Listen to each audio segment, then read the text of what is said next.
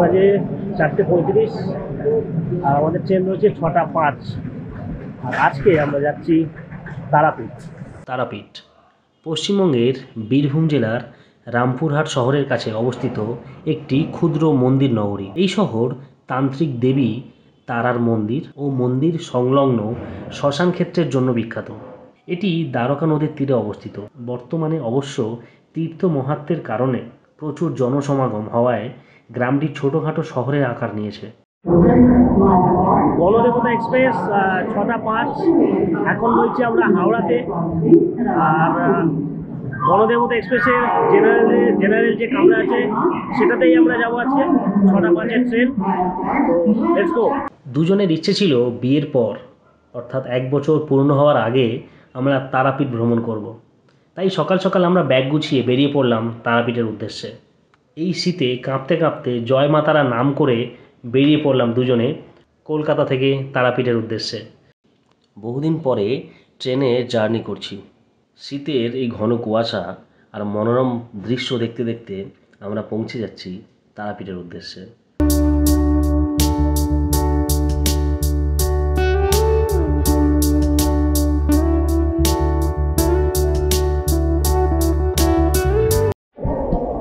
ট্রেনটা রীতিমতো 1.5 ঘন্টা লেট করেছে।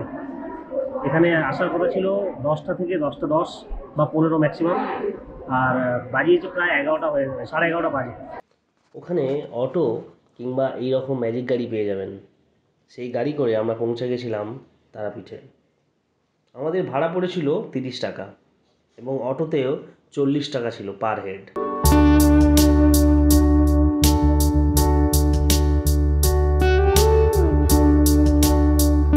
আমরা হোটেলে ব্যাগ রেখে আমরা চলে গেলাম মধ্যাহ্ন ভোজনের জন্য এবং নিরামিষ খাবার দাবারই খেলাম আমরা।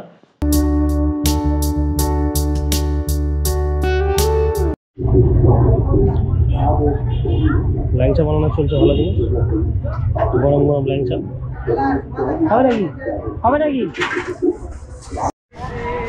এই শ্মশান ছোটোবেলায় এসেছিলাম, অতটা মনে নেই। এখন তো শ্মশান মনে হচ্ছে না শ্মশান বলে,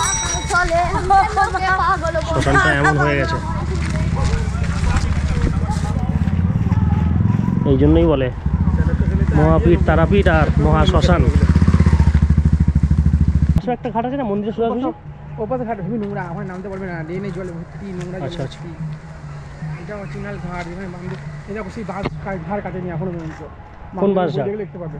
আচ্ছা এইটাই, আচ্ছা আচ্ছা, ও পুরোনো সেই এটা তো রয়েছে এখন। আচ্ছা, এই কি হলো? টাইটানিক কোথায় যাচ্ছে উড়ে?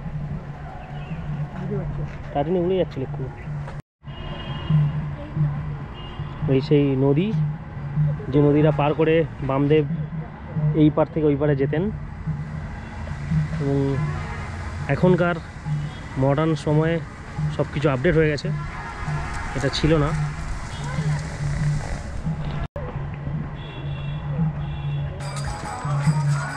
আমরা ঢুকছি, সাথে সাথে মরাও ঢুকছে একটা।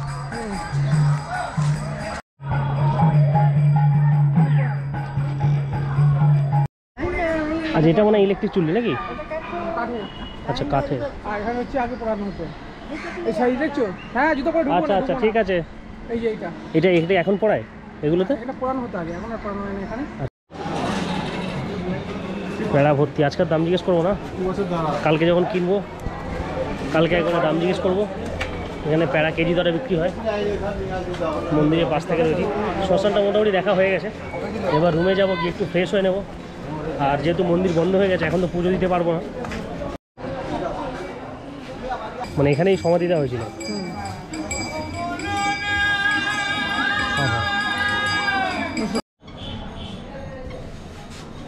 তো এখানে কত? 4টে আছে না। এখন আমরা যাচ্ছি পুজো দিতে। ডালা কেনা হয়ে গেছে নিজে, এবার ঠিকই ধাক্কা লেগে যাবে। গোয়াল ঘর ভর্তি এখানে, মানে পুরো পুকুর পাড়টাই গোয়াল। এগুলো সব লাইন, মানে লাইন দেওয়ার জন্য করে রেখেছে এটাকে।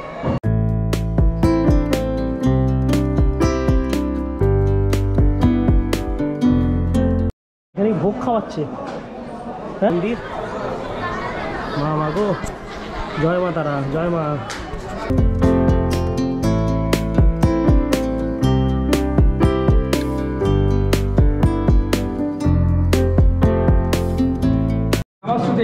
শরণাগত দীনার্থ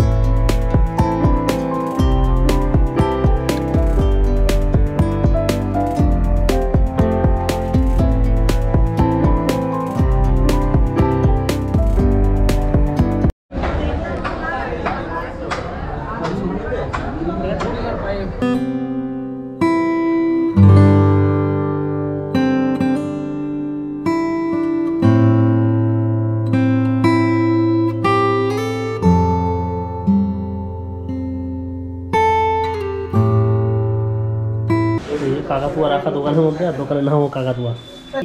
দাম এগুলো 400 টাকা, এগুলো 360 টাকা। চিতাবাঘ নাকি? খেয়ে দেখো। আর ওটা দেখি নিচেরটা।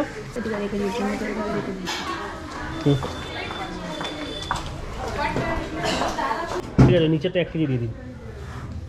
কি খাবেন? ওই এটা একটা দিন, ওইটা একটা দিন। আজাম? হ্যাঁ, কালো জাম একটা দিন, এই রসগোল্লা একটা দিন, আর আর ওই ল্যাংচা একটা দিন। একই মাল দেবো? এক জায়গাতে দিয়ে দিন,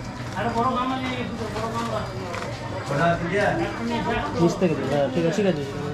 একটা, আর এই কালো জাম একটা দিন, একটা, আর এই রসগোল্লা একটা দিন।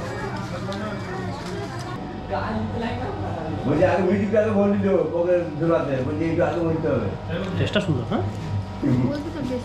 হ্যাঁ, মায়ের যে মন্দিরের রাস্তা, তার একদম উল্টো দিকে রাস্তাতেই রয়েছে।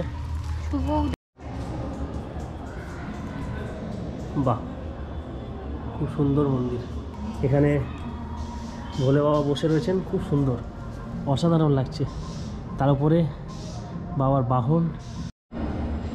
এটা হচ্ছে ভারত সেবাশ্রম যেটা রয়েছে, সেটার অন্তরের পাঠ। মনটা পুরো শান্ত হয়ে গেল।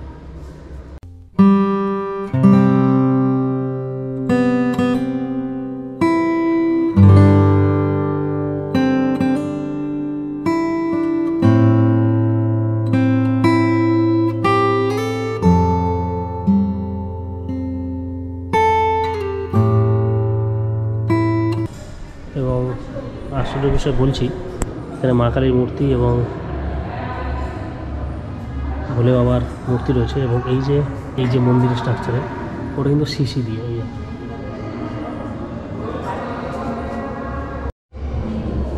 ওর পাশাপাশি নিচেও কিছু জায়গা রয়েছে দেখার মতো।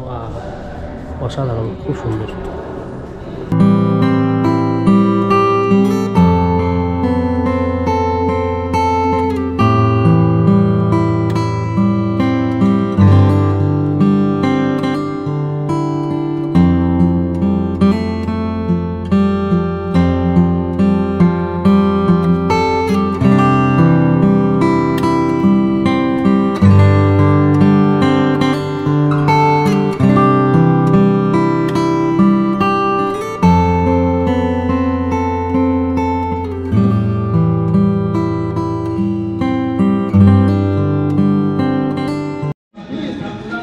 হচ্ছে মুন্ড মালিনী তলা, কান জুড়িয়ে যাচ্ছে।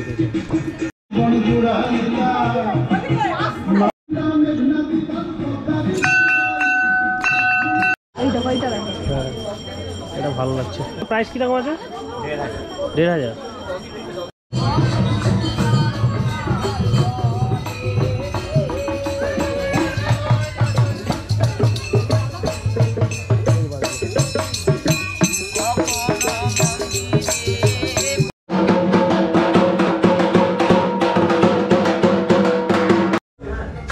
এইটার দাম কিরকম আছে? এই যে এটা 200 টাকা। পারুন একটু দেখি। তোর ব্যাগে কি আছে বল? হ্যাঁ ক্যামেরা বল, তোর ব্যাগে কি আছে ক্যামেরা তো লিয়া বলবি তো? এই এতক্ষণ তো বকবক করছিলি। তোর মুখটা দেখা যাচ্ছে দাঁতটা আগে দেখা গেছে, তো দাঁতটা আগে দেখা গেছে।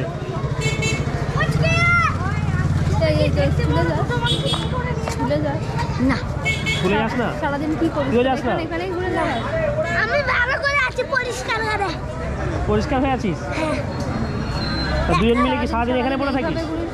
তাহলে আমি বাড়ি যাই চান করি। বাড়ি যাস, স্নান করিস, আবার এখানে চলে আসিস? বাড়ি যেতে কতক্ষণ সময় লাগে তোর? 1 ঘন্টা। 1 ঘন্টা? না 1 ঘন্টা না, গাড়ি ধরে। এই হোটেল থেকে রাতের খাবার নিয়ে নিলাম, হচ্ছে রুমালি রুটি আর মিক্স সবজি। এটা হলো ভোরবেলার দৃশ্য। তবু ক্যামেরাতে একটু আলো লাগছে, কারণ লাইট বাড়িয়েছি তাই। আর এখন বাজে প্রায় 6টা। আর সূর্যি মামার তো এখন দেখা সাক্ষাৎ নেই কিছু, তো আজকেও একটু মন্দিরে থাকবো। সাইট সিন কিছু করবো না, মন্দিরে থাকবো, আশেপাশে ঘোরাঘুরি করবো। তারপর সকালবেলা লুচি আর ছোলার ডাল খেয়ে পেটটাকে একটু শান্ত করলাম। তারপর অটো করে বেরিয়ে পড়লাম রামপুরহাট স্টেশনের উদ্দেশ্যে, কারণ আজকে বাড়ি ফেরার পালা। তারপর দুজনে রাস্তাতেই একটু ঝগড়া করে নিলাম, কারণ বাড়ি ফিরে দুজনের সেই একই একঘেয়ে মুখ দেখতে হবে। অবশেষে আমার মামার ট্রেনটা ছাড়লো, আর পু ঝিকঝিক করতে করতে আমরা রওনা দিলাম বাড়ির উদ্দেশ্যে। আমি ততক্ষণ বাড়ির উদ্দেশ্যে রওনা দিই, আর আপনারা চ্যানেলটিকে সাবস্ক্রাইব করে দিন, যাতে আমার প্রত্যেকটা ভিডিও দেখতে পান। ভালো থাকবেন, সুস্থ থাকবেন, আর অমিতুল্যের সাথে থাকবেন।